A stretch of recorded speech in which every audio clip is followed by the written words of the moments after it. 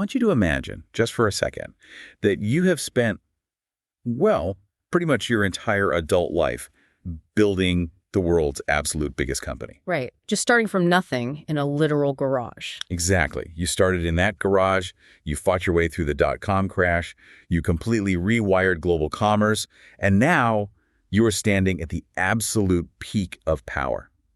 Your company is worth trillions. You've won. You essentially finished the game. You really have. And most people in that position would just coast. Maybe buy an island, take up golf, just enjoy the view from the top. Yeah, that's the standard retirement playbook. Right. But instead of doing that, you step away and you immediately start betting billions, and I mean billions of dollars, literal rockets and artificial intelligence. It's wild. It completely defies conventional wisdom about how you manage a legacy or even how you manage risk once you've supposedly made it. It really does. You're basically trading the ultimate predictable machine for the ultimate unpredictable frontier. Well, today we are taking a deep dive into the post-Amazon life of Jeff Bezos. We're looking at a genuinely fascinating set of notes detailing this massive pivot. And it is a massive pivot. It is. But we aren't just doing a biography here. We are going to extract the universal takeaways about taking risks, managing massive projects, and dealing with spectacular, very public failure. Because that's the stuff you can actually apply to your own life and career, right? Exactly. That application is key. Because if you just look at the raw scale of these bets without a proper framework, it genuinely looks like chaos. Oh, absolutely. I mean, you've got a wrecked launch pad over here, a $6 billion AI startup over there. It's a lot. It is a lot. Yeah. Okay, let's unpack this. Because you have a really specific way of looking at this whole blueprint. You call it the scientist's lens. I do, yeah.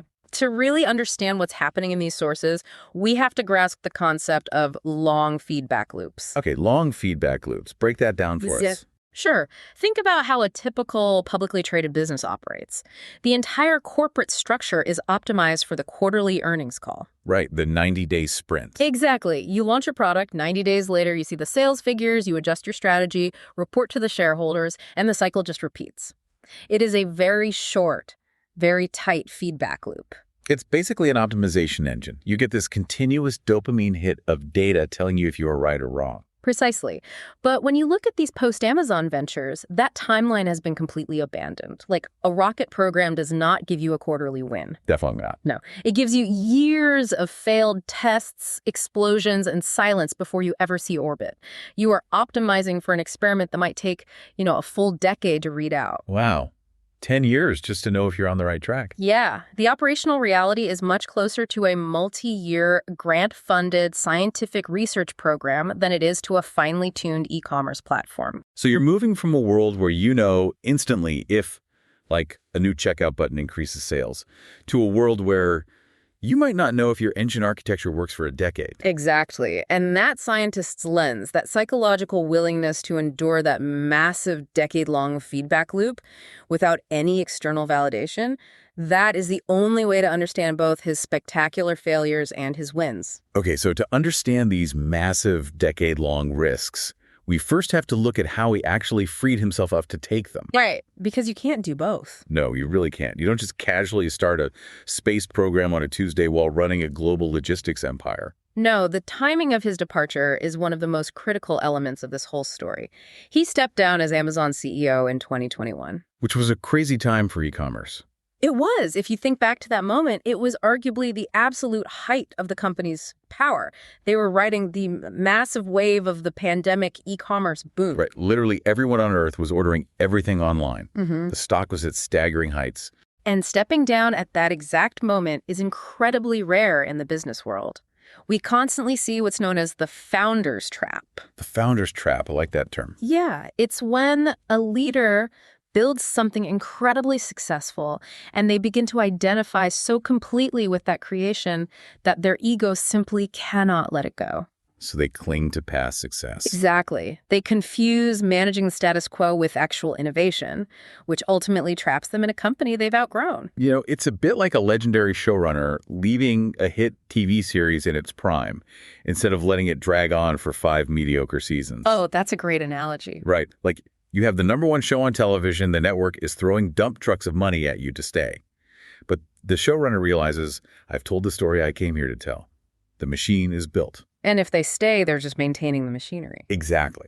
But if they hand the keys to a new writer, they preserve their legacy, and more importantly, they free themselves up to go create the next groundbreaking show while they still have the creative energy to do it. That is the exact mechanism at play here. Knowing when to hand off the wheel is a distinct and crucial skill. Yeah. Transitioning out while you still have the energy and the credibility allows you to chase the next mission. And for him, that next mission wasn't just another business. It was deeply personal. Yeah, there's a detail in these notes that I just love. So, weeks after he steps down in 2021, he climbs into Blue Origin's New Shepard capsule and flies on its first crewed flight to space. Talk about its dramatic exit. Right. But the thing is, this wasn't just some sudden billionaire midlife crisis. Yeah. He had literally given his high school valedictorian speech about colonizing space. Wow, really? A high school? Yes. He had been carrying this specific, highly technical dream in his head for 40 years, just waiting for the right moment to dedicate himself to it fully. See, that flight is the ultimate reward for handing off the wheel. You finally get to cash in that deferred dream. But again, it requires the intense discipline to walk away from the sure thing. It really makes you evaluate your own life. You know, what are the successful things that you might be holding on to too tightly? That's a tough question to ask yourself. It is. Is there a project, a job title, or even just a routine that you are highly competent at, but it's secretly trapping you from doing the thing you actually care about? Because stepping down gave him his freedom. But physics isn't really sentimental about your high school dreams. No, it is not. The frontier does not care about your past successes. E-commerce dominance doesn't change the melting point of a rocket engine nozzle. No, it absolutely does not. Which brings us out of the romanticism of fulfilling a dream and crashing hard into the brutal reality of frontier bets. Things get messy. Very messy. Let's fast forward to May 2026. Cape Canaveral, Blue Origin is conducting a critical engine test on their massive New Glenn rocket, and it explodes violently right there on the launch pad. Just a catastrophic hardware failure. Thankfully, there were no injuries, but the physical and strategic collateral damage was immense. I mean, the launch pad was completely wrecked, destroyed. And beyond the physical wreckage, you have the ripple effects. Blue Origin is a key contractor for NASA's lunar ambitions. Right, the moon missions. Yeah, so an explosion of that magnitude throws the entire Moonlander timeline into question. But perhaps the most surprising detail from the sources is the financial shockwave. Oh, this part blew my mind. Right. The cost of the failure, combined with the delayed timelines, was so significant that Bezos reportedly had to seek outside funding for Blue Origin for the very first time. Just think about the humility required in that moment. For years, he had been its sole investor, just quietly liquidating Amazon stock to fund it himself. Billions of dollars. Yeah. You leave your empire to build the future, and suddenly you are standing next to a cratered launch pad, and you have to go cap in hand to outside investors for help. And what's fascinating here is that this is exactly where the scientist's lens becomes crucial. How so?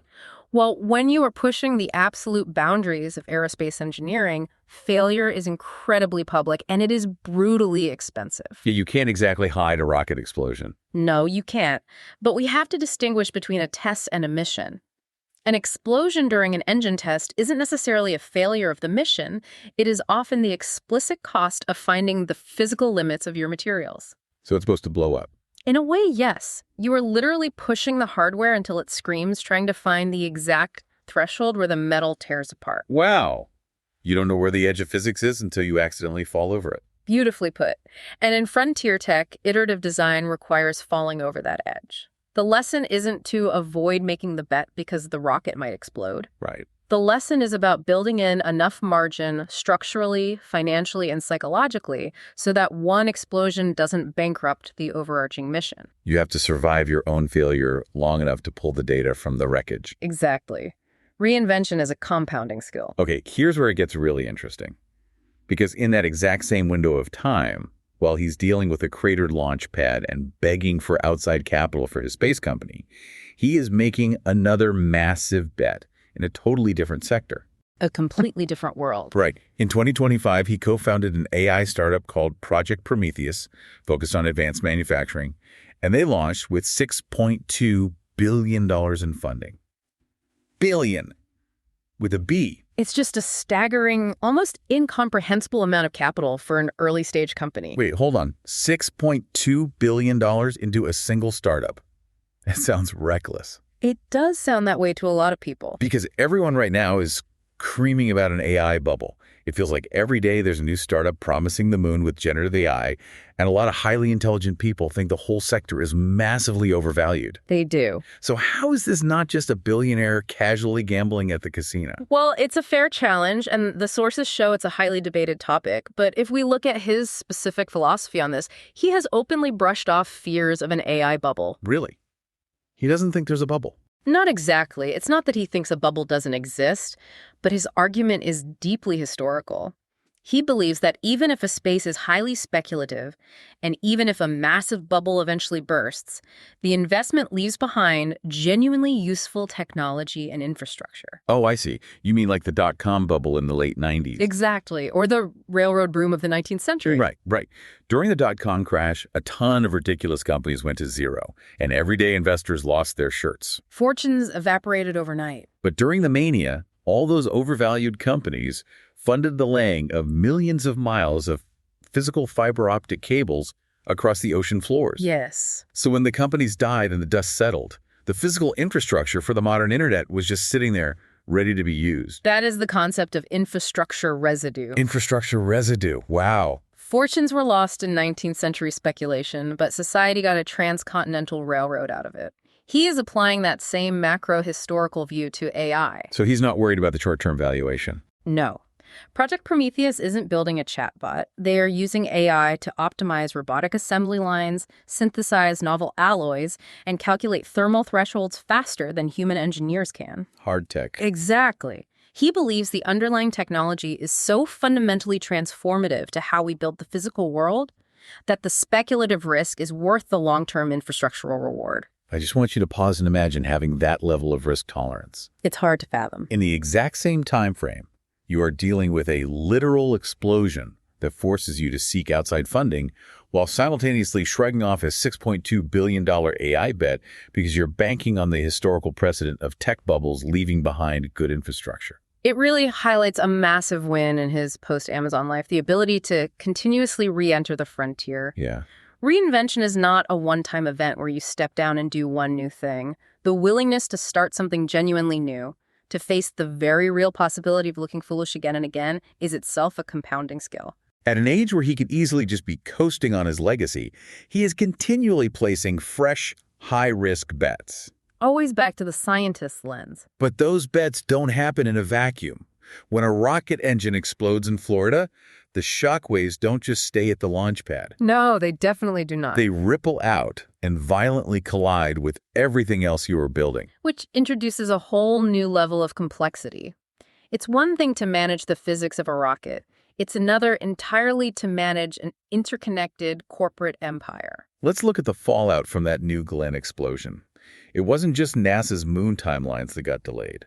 Blue Origin was already behind schedule for launching Amazon's own satellites, the project known as the LEO broadband network. Right. And for context, LEO stands for Low Earth Orbit. Amazon is trying to build a global satellite internet network to compete with rivals like Starlink. Okay. But because low Earth orbit is so close to the planet, a single satellite only covers a tiny sliver of ground. So you need a lot of them. Thousands. To provide continuous global internet, you don't just need a few satellites, you need a massive constellation. And to get thousands of satellites into orbit, you need cheap, reliable, heavy-lift rockets. Which brings us back to the explosion. Right. Because who did Amazon hire to launch a huge chunk of this multi-billion-dollar constellation? Blue Origin. Yep. So when Blue Origin's rocket development stalls out and an engine explodes during a test, Amazon's satellite deployment is suddenly bottlenecked. And in the tech world, pausing means you are actively losing ground. Exactly. While Amazon's satellites are sitting in warehouses waiting for a ride to space, their chief rivals network just keeps launching, growing, and capturing global market share. If we connect this to the bigger picture, it illustrates a fundamental truth about hard engineering. Which is? When your corporate roadmap depends on solving genuinely difficult frontier engineering problems, like mastering a reusable orbital rocket, you have to recognize that physics does not respect your corporate calendar. Huh. The rocket engine doesn't care that the Amazon board promised shareholders a massive Q3 satellite deployment. It really doesn't. Amazon tied their public quarterly commitments to a private R&D timeline. You must build extreme slack into your downstream commitments when you are relying on frontier tech. So what does this all mean for the structure of his empire? Because this relationship between Amazon and Blue Origin isn't just a standard vendor-client relationship where one company gets mad at another for a delay. No, it's much more complicated. There is a massive conflict of interest here. If you look at the financials and the sources, Amazon paid roughly $1.8 billion to Blue Origin in the last year alone just for these satellite launches. That is nearly triple what they paid the year before. Right. And Jeff Bezos is wearing two hats. He is the private owner of Blue Origin, the company receiving the billions, and he is the executive chair of the board at Amazon, the public company paying the billions. Which naturally invites immense hostile scrutiny. Oh, I bet. When you are moving billions of dollars between a public entity and a private entity, and you exert immense influence over both, shareholders are going to ask very pointed questions about fiduciary duty. They want to know where their money's going. Exactly. Are Amazon shareholders getting the best possible market rate for these launches? Or is Amazon effectively subsidizing the R&D of the founder's private space company? Okay, let's ground this. Imagine a city mayor who awards a massive billion-dollar public transit contract to a private construction firm. Okay, pretty standard stuff. Right, happens all the time. But wait, what if the mayor also secretly owns that private construction firm? Oh, people would go crazy. The taxpayers are going to riot. They'll demand to know if the contract was awarded because it was the best bid or simply because the mayor wanted to enrich their own company using public funds. That is the exact tension of fiduciary duty. And in this case, the Amazon shareholders did push back. Did they? Oh, yeah. They explicitly demanded an independent board chair, citing this exact conflict of interest. They even filed a lawsuit. Wow. A full-on lawsuit over the two hats problem. Yes. Now, it's vital to note that the Amazon board vigorously defended their internal oversight process, and a Delaware court ultimately dismissed the shareholder lawsuit entirely. Okay, so the court threw it out. They did. So legally and procedurally, the courts affirmed that nothing improper happened. But winning a lawsuit doesn't solve the underlying headache, does it? No, it doesn't. Because the lesson here isn't about whether something illegal occurred. The lesson is about corporate governance and the optics of scale. The optics. Right. The more ventures you control simultaneously, the more your judgment gets second-guessed by every stakeholder involved. Even if your intentions are totally pure. Even then, the friction of wearing multiple hats requires you to scale your transparency, your independence, and your governance structures proportionally with your ambitions. Because when things go wrong, when your private rocket company's engine blows up and delays your public company's internet network, you're suddenly negotiating against yourself. It's a nightmare. The shareholders are watching your every move to ensure you aren't shortchanging the public company to save the private one.